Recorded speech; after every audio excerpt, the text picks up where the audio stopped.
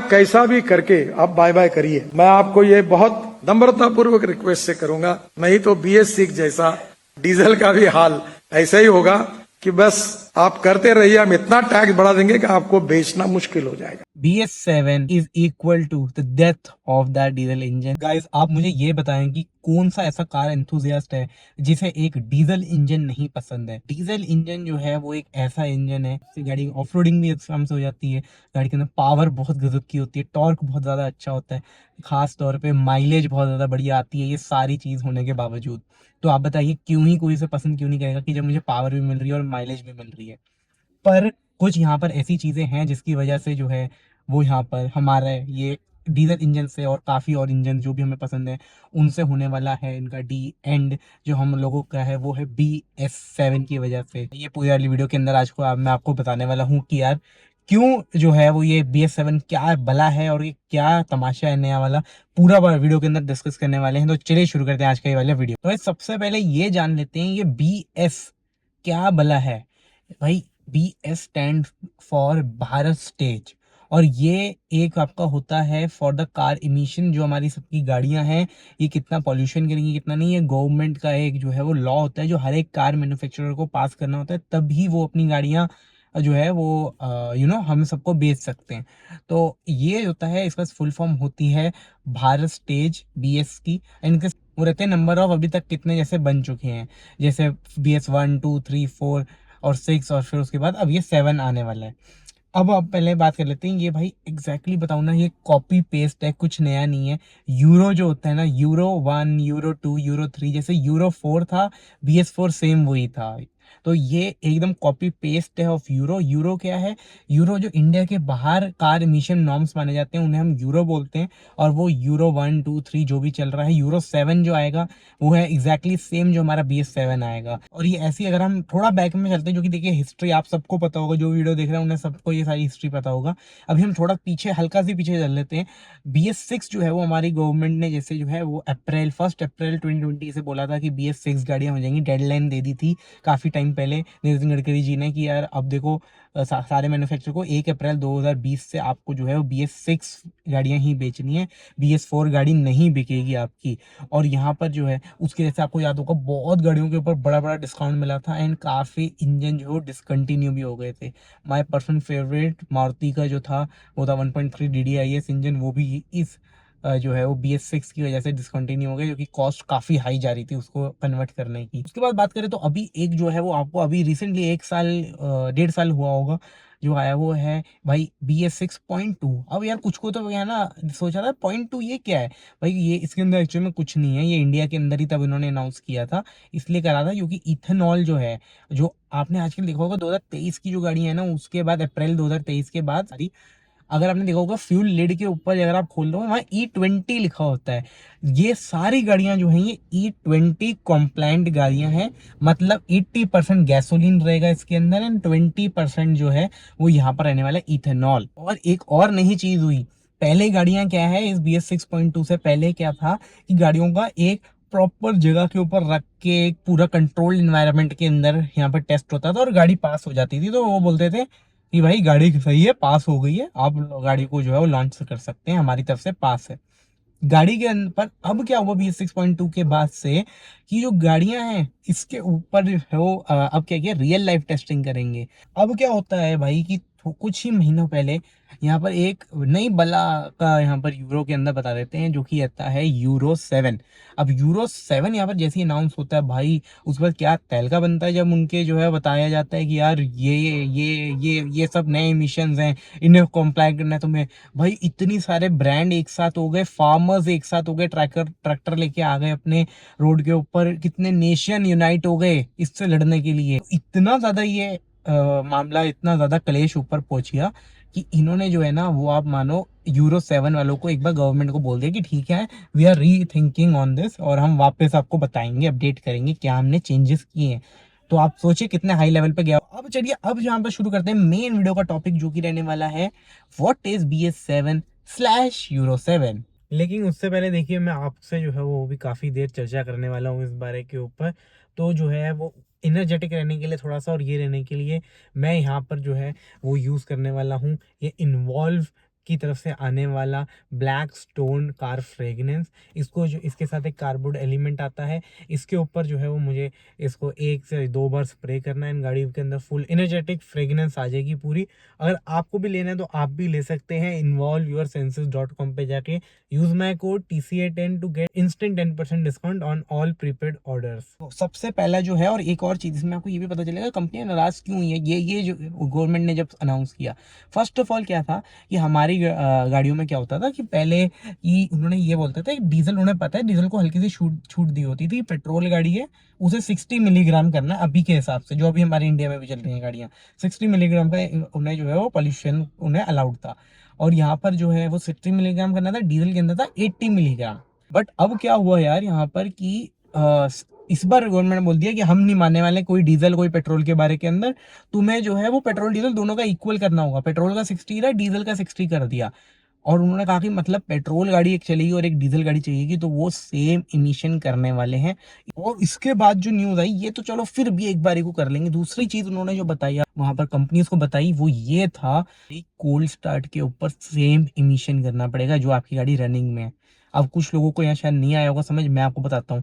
हम लोग जब अपनी गाड़ी सुबह स्टार्ट करते हैं, देखते होगे आप आरपीएम थोड़े हाई रहते हैं, थोड़ी गाड़ी जो है वो इंजन में ठंडा होता है, उसे गर्म करना होता है थोड़ा सा, और फिर सब जब निकलते हैं।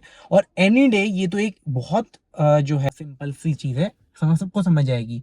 जब आप गाड़ी लेके निकलोगे खाली रोड के ऊपर अच्छे से, आपको 15-20 किलोमीटर आपने गाड़ी चलाई, इतना इमिशन कर रही होगी, वो कम ही रहेगा हमेशा जब आपकी गाड़ी स्टार्ट हुई होगी उससे। और ये बात सबको पता है, पर नहीं कह दिया कि तुम्हारी गाड़ी जितना चलते हुए पोल्यूशन करती है उतना ही उसे स्टार्ट होते हुए इमिशन करना पड़ेगा। साथ ही में इन्होंने यहाँ पर क्या कर दिया कि एक तो सेम इमिशन करना होगा, और दूसरी चीज जब हिल्स के ऊपर गाड़ी जाती है, जब हायर एल्टीट्यूड पे जाती है, जहां पर ज्यादा जोर लगाना होता है गाड़ियों को, वहां पर भी तुम्हें लिमिटेड उतना ही इमिशन करना पड़ेगा। और यहाँ पर मतलब कि आप मानो कि ऑब्वियसली ये तो बात है कि आप जहां जाओगे आपको रेस ज्यादा देनी पड़ेगी, तो वहां पर जो है वो आपको सेम इमिशन करना होगा। सबसे एक और चीज गवर्नमेंट ने ये हमारे यहाँ पर बताई। और अब इसके बाद लास्ट पॉइंट आ जाता है जो कि रहता है इस यूरो 7 का, वो है कि अगर आपकी गाड़ी पोल्यूशन ज्यादा कर रही होगी जितनी उसकी स्टेट है, आपको एक सेंसर लगाने पड़ेंगे पीछे एग्जॉस्ट के वहां पर सारी जगह, जिसकी वजह से वो सारा डेटा जाएगा ऑथोरिटीज को, जिससे उन्हें पता चलेगा कि अच्छा ये गाड़ी के अंदर जो है वो ज्यादा इमिशन कर रही है, ये ज्यादा पोल्यूशन मचा रही है गाड़ी। अब बात कर लेते हैं यहाँ पर कि कंपनी नाराज क्यों है यार, ये बता दिए तो आपको कहोगे ये तो कम पॉइंट्स हैं, पर समझने वाले समझे होंगे भाई पॉइंट तो कम है, पर यार जो किया है इन्होंने वो तो देख लो। अगर आपको सेम इमिशन रखने हैं डीजल के, तो आपको एक तो होगा दिक्कत कि हाँ चलो आपको इंजन करना है स्टार्ट के ऊपर, अगर आपको सेम इमिशन चाहिए गाड़ी से, तो यहाँ पर क्या है आपको पता होगा एक नई चीज आई थी, कैटालिटिक कन्वर्टर गाड़ी के अंदर आता है, बहुत टाइम हो गया, बहुत सालों से, जेन के टाइम से आ रहा है कैटालिटिक कन्वर्टर। इसके ऊपर क्या होता है, कैटालिटिक कन्वर्टर जो है वो यहाँ पर केमिकल रिएक्शन चलते हैं इसके अंदर, जो इंजन से बाहर पोल्यूशन आ रहा होता है उसको ये करके काफी कम मात्रा के अंदर आगे भेजता है, जिससे एनवायरमेंट को कम हार्म हो। बट इसको वर्क करने के लिए चाहिए होता है 400 डिग्री सेल्सियस का टेम्परेचर। क्यों, मैंने पहले आपको बोला 15-20 किलोमीटर गाड़ी चलाओगे तो क्यों कम होगी, होगी वो गर्म होने लग जाएगा।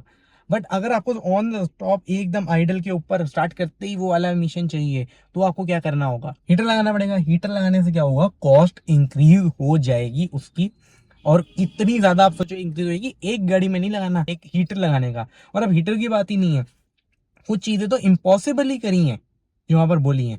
हायर एल्टीट्यूड पे जहां आपको पंजा ज्यादा ही दबाना पड़ता है, ज्यादा रेस देनी पड़ी, चाहे डीजल की गाड़ी क्यों ना हो, वहां पर तो पोल्यूशन बहुत ज्यादा होगा, वहां पर तो ज्यादा होना है। वहां पर भी कह रहे हैं उतना ही पोल्यूशन करना है जितना गाड़ी तुम्हारा चलते हुए करती है।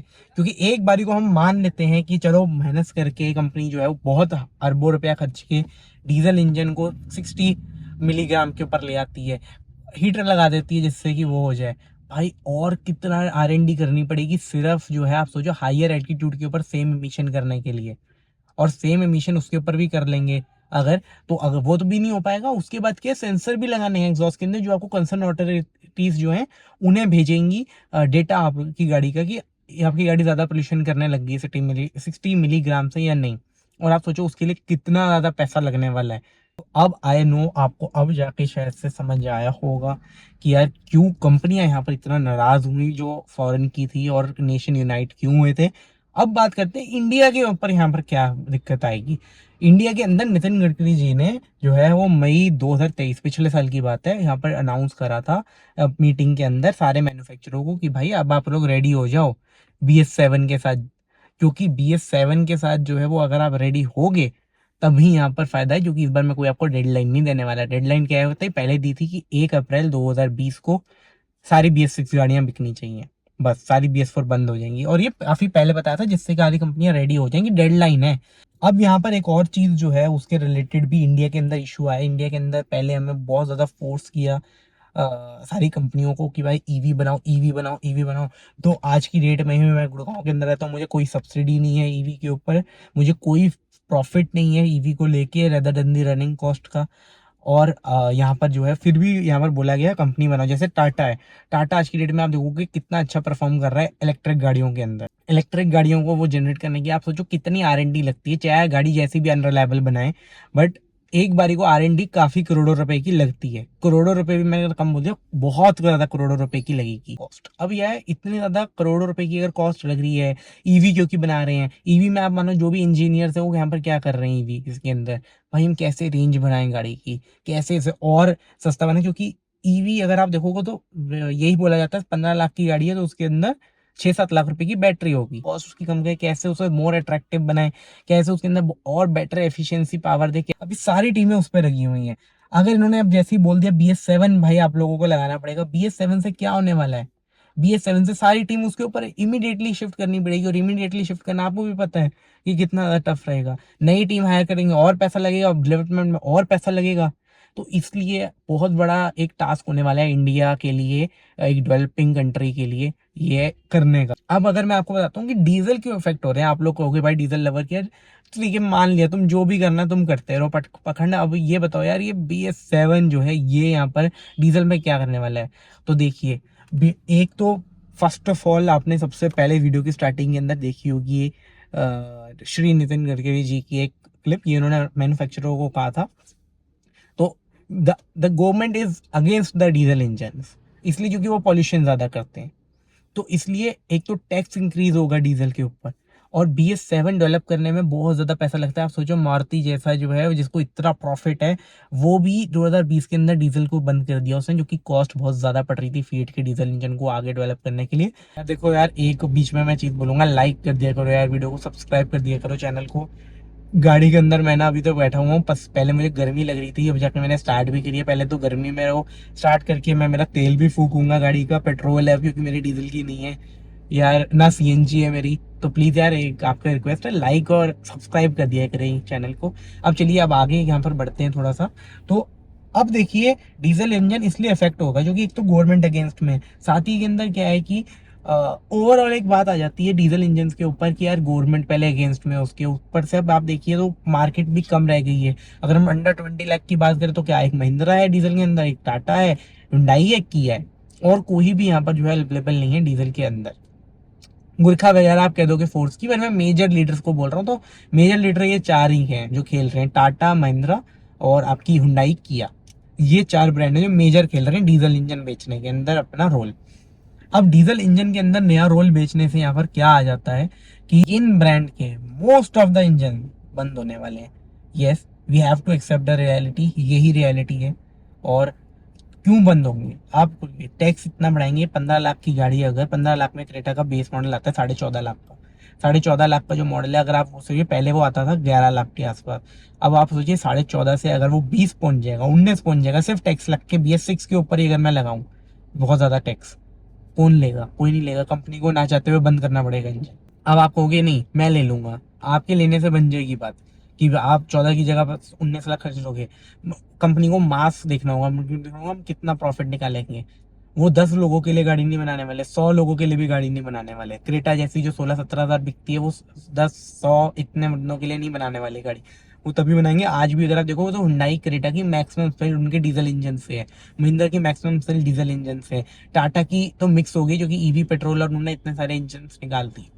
पर अगर हम वैसे देखें, महिंद्रा की मेजर सेल है पेट्रोल की जगह डीजल से, हुंडई की सेल है सबसे ज्यादा डीजल इंजन से, किया की सेल है सबसे ज्यादा डीजल इंजन से, टाटा की भी सेल डीजल में काफी ज्यादा है, जो कि हैरियर सफारी जो है डीजल में ही आती है सिर्फ। देखो डीजल इंजन होने का एक तरीका, एक और आपको बताता हूँ रीज़न, वो है कि यार हाई कॉस्ट बहुत ज़्यादा लगती है डीजल इंजन को अलग स्टेज के अंदर डेवलप करने के लिए। BS6 इतना बड़ा टास्क नहीं था, बट उसमें भी अगर आप देखोगे कुछ गाड़ियाँ डिसकंटिन्यू हो गई। बट अगर हम वैसे बात करें, आप देखोगे BS4 से BS6 में कितनी गाड़ियाँ बंद हुई, इस साल भी वही हाल होगा। इस साल कुछ ज़्यादा हो सकता है, क्योंकि एक्सपेंसिव गाड़ियों में क्या है, ज़्यादा कॉस्ट लगेगी, ज़्यादा टैक्स लगेगा। एक्सपेंसिव पहले ही है, लग्जरी है पहले पहली और बढ़ जाएंगी। बट अगर हम बात करें एक नॉर्मल गाड़ी की जो हम लोग अफोर्ड करते हैं, वो गाड़ियाँ महंगी हो जाएंगी, और उसके बाद हम उनका कोई सेंस नहीं रहेगा लेने का, और कंपनी को भी बहुत पैसा लगेगा, और बहुत मुश्किल होता है एक डीजल इंजन को डेवलप करना। ये नहीं एक नॉर्मल किसी भी इंजीनियर का काम है, बहुत ज़्यादा काम है ये एक डीजल इंजन को डेवलप करना। पेट्रोल इंजन बहुत ईजिली डेवलप हो जाता है अगला स्टेज के अंदर, उन्हें कुछ नहीं करना होता ज़्यादा। पेट्रोल इंजन कोई भी कंपनी अलग स्टेज के अंदर कर देती है, हुंडई कर देगी, मारुति कर देगा, होंडा कर देगा, फॉक्सवैगन कर देगा, सब कर देंगे। पर डीजल इंजन बहुत ज़्यादा मुश्किल रहता है। पॉइंट बता दिया मैंने, हाई कॉस्ट लगेगी कंपनी की भी बनाने में, टैक्स ज़्यादा लगेगा गवर्नमेंट का। तो एक तो ये रीज़न हो जाता है आपके डीजल इंजन को बंद करने का। एक चीज़ और मैं यहाँ पर अब आपको पॉइंट बता देता हूँ, जो कि है कि मोस्ट ऑफ द कार, अब आप कहोगे कौन सी बंद होगी, देखिए सब 4 मीटर से तो आप भूल जाओ।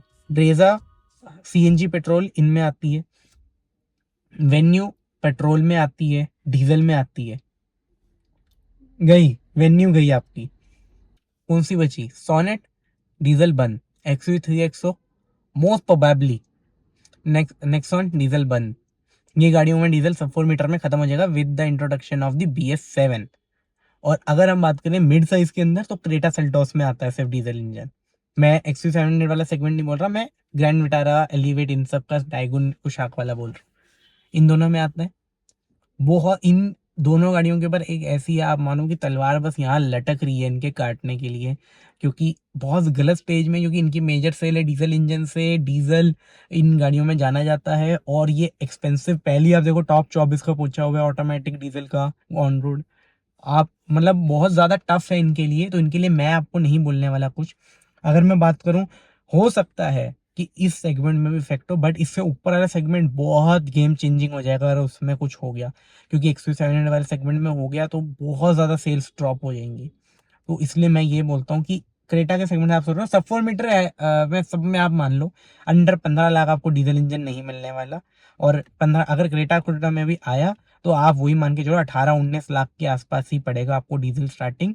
देखो, तो हम ये बोल सकते हैं, we can comment this, BS7 is equal to the death of that diesel engine, and death of the diesel engine is equal to the end of an era।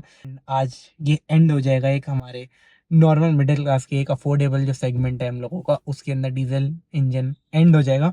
तो मिड साइज के अंदर मैंने बताया क्रेटा सेल्टॉस पे तलवार लटक रही है, उससे ऊपर XC700 स्कॉर्पियो वाला सेगमेंट चांसेस हैं कि रह जाएगा डीजल, क्योंकि वो गाड़ियाँ बहुत ज़्यादा बड़ी आ जाती हैं।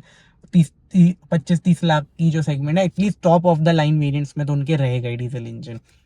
उससे ऊपर फॉर्च्यूनर वगैरह, वो तो एक लग्जरी सेगमेंट में चली जाती है प्राइस रेंज में, उसमें रहने वाला है डीजल इंजन, उसके अंदर कोई प्रॉब्लम नहीं आ रही BS7 के बावजूद। BS7 का बात कर लेते हैं कि कब आने वाला है BS7। Most probably the BS7 जो है वो 2026 के स्टार्टिंग के आसपास हो सकता है, 1 अप्रैल में ही, क्योंकि 1 अप्रैल अप्रैल फूल के ऊपर ये हमेशा नॉर्म जो है वो यहाँ पर अप्लाई करते हैं। तो 1 April 2026 could be the date for the BS7 जो है वो। नेक्स्ट वीडियो हमारी कुछ ऐसी होने वाली है कि भाई डीजल गाड़ी क्या आपको लेनी चाहिए आज की डेट में या नहीं, is it a sensible choice to opt for a diesel engine या नहीं। ये थी गाइस आज की वीडियो। अगर आपको पसंद हुआ प्लीज वीडियो को लाइक करना, चैनल को सब्सक्राइब कर देना। Thanks for watching, please subscribe.